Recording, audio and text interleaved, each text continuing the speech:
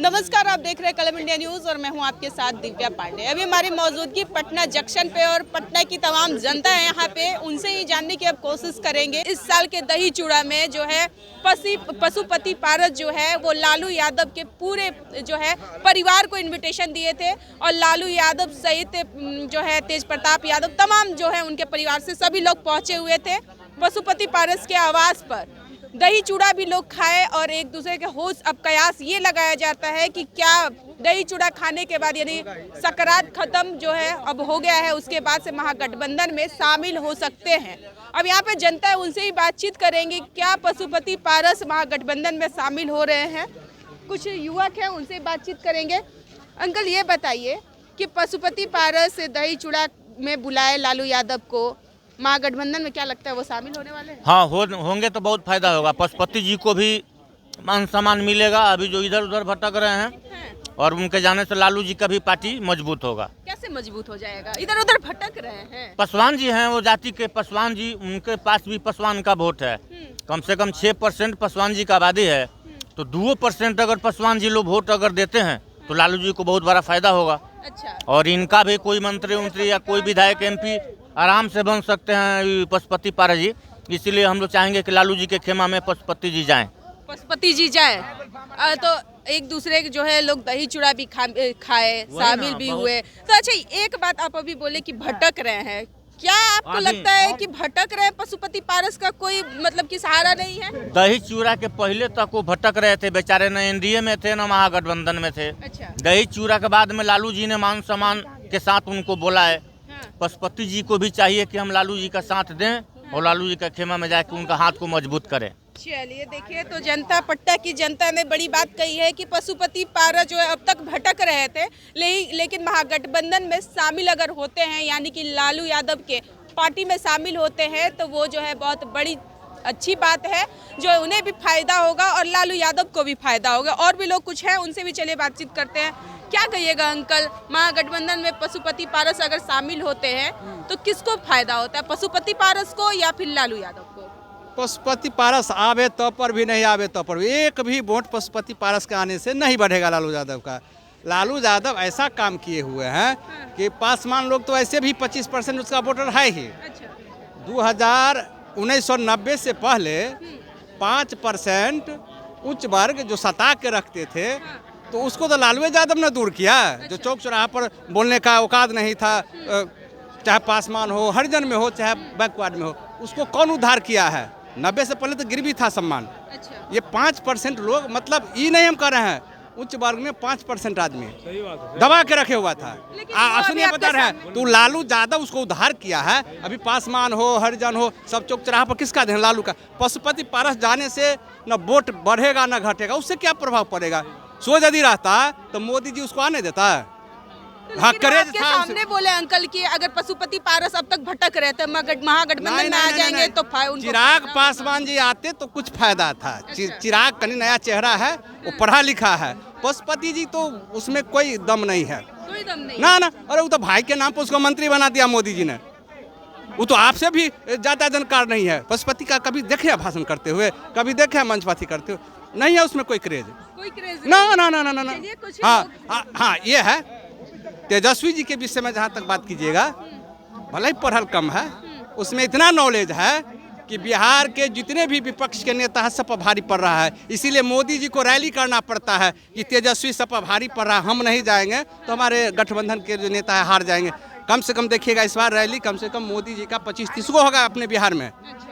वो काहे आ रहे हैं? उसको भरोसा नहीं है अपने पार्टी पर, इसीलिए ना।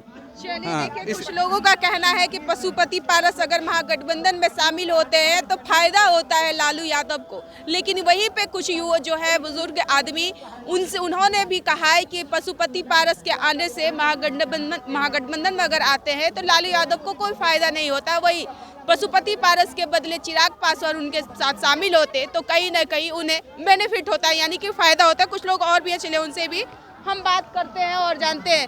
युवक हैं, नौजवान हैं, आपकी क्या इस पर प्रतिक्रिया है? क्या कहिएगा, पशुपति पारस महागठबंधन में शामिल होने वाले हैं? क्या लगता है किसको बेनिफिट होगा, पशुपति पारस को या लालू यादव? अभी शामिल अभी हुए नहीं है। लेकिन दही चूड़ा खा लिए देखिए ऐसा नहीं है दही चूड़ा खा कर चल जाएगा शामिल होने, सबका अपना ये है कि हमको लग रहा है कि सोचेगा विचारेगा। अभी उनको दे देगा, अमित शाह ऑफर दे देगा, ये आपको मंत्री बना देते हैं, पहले लालू यादव के पास जाएगा पहले उसके पास जाएगा? पहले ये बात बताइए आप दबाव दीजिए, पत्रकार महोदय हैं। लेकिन लालू यादव पहुंचे ना, तेज प्रताप यादव तो सभी जो है उनके परिवार। मेरा बात सुन लीजिए आप, ये बात बोल रहे हैं आपको क्या लग रहा है? ऐसे ही बोल रहा है वो तेजस्वी यादव, सबको हम सीट बांट देंगे तो कितना सीट हम लड़ेंगे, हम कितना सीट पर लड़ेंगे? आप ये बात बोल रहे हैं सबको सटाएगा, तो फिर ऐसे तेजस्वी बोलेगा हम कितना सीट बचेगा, हम कितना सीट से लड़ेंगे? आप जो बोल रहे हैं तो हमको नहीं लग रहा है ऐसा, वो सोचेगा विचारेगा अपना तब देखेगा। चलिए सोचेगा विचारेगा, क्या कहना चाहिएगा जी? आपको कुछ कहना है? पशुपति पारस महागठबंधन में शामिल हो रहे हैं, आपकी क्या इस पर प्रतिक्रिया है? क्या कहना चाहिए, क्या फायदा होगा? ना फायदा कुछ ना होगा। किसको फायदा नहीं होगा? पशुपति पारस के अथी महागठबंधन के भी फायदा नहीं होगा उसमें। नहीं फायदा होगा, क्या नहीं फायदा होगा? वोट है, कोई सपोर्टे में है, अगर अपन आदमी सपोर्ट में है ना कोई फायदा ना है। अगर मंत्री है जो थी सांसद है चंदन सिंह, उनका बोलने आता है तो बातें ना समझ में आता है, कुछ बोलते हैं भाषण देते हैं तब पशुपति पारस भी बोलने ना आता है, उनको भाषण देवे नहीं करता। मंत्री बन गए थे तो और कहूँ तो एक दूसरा के सपोर्ट से बने थे मंत्री, तो ना बोले ना आता है। फिर लालू यादव कैसे उनको ऑफर कर रहे हैं? लालू यादव ऑफर अभी अनदेखा में कर रहे हैं कि एक आध बार जब जाएंगे ना दोबारा फिर उनको ऑफर थोड़ी करेंगे, दोबारा ऑफर नहीं करेंगे। ना अनदेखा भी अभी अनदेखा नहीं कर रहे हैं। चलिए अनदेखा में कर रहे हैं, दोबारा उन्हें लालू यादव जो है ऑफर नहीं करेंगे, कोई बेनिफिट नहीं होगा। कुछ लोग और भी है, चलिए उनसे भी हम बातचीत करते हैं और जानेंगे क्या करना चाहिएगा। पशुपति पारस महागठबंधन में शामिल होने का बात चल रहा है, क्या पशुपति पारस से लालू यादव के पार्टी में शामिल होते हैं तो लालू यादव को कुछ फायदा होगा कि नुकसान होगा? फायदा क्यों, बहुत फायदा होगा। वो भी तो एक चचे हैं तेजस्वी जी का, नीतीश कुमार जी। तो नीतीश कुमार जी से जब बिहार को फायदा है तो पशुपति पारस चाचा से फायदा नहीं होगा? मीडिया महोदय का नाम है ये कि चले नहीं आवे अगनवे टेर, आगे नाथ ने पीछे पगहा, बीच बाजार में नाचे गधा। पशु पारस जी जो है ना हम लोग का अभिभावक है, बुजुर्ग है, उनको सम्मान करना चाहिए। आगे पूछिए। और अच्छा आप बोल रहे हैं कि फायदा होगा, कुछ लोग कह रहे हैं कि कुछ फायदे नहीं होगा, उनको बोलने का ढंग नहीं है। सब कुछ ढंग है मीडिया महोदय, लेकिन दही चूड़ा हो गया है।